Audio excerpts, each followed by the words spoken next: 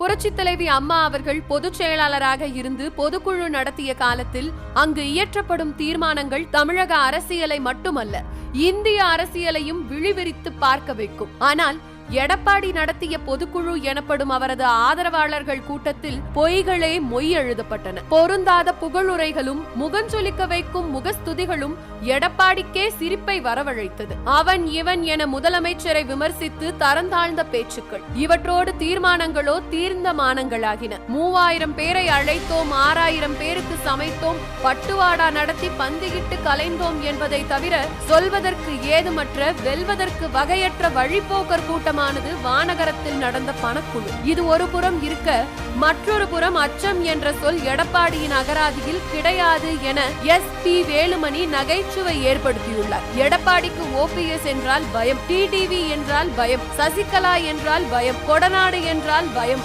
CBI என்றால் பயம், CBCID என்றால் பயம், இடைத்தேர்தல் என்றால் பயம், திமுக என்றால் பயம், பாஜக என்றால் பயம், விஜய் என்றால் பயம், சீமான் என்றால் பயம். எடப்பாடியை போல மூளையும் முதுகெலும்பும் இல்லாத ஒரு கோழை தலைமையை தமிழகம் கண்டது கிடையாது.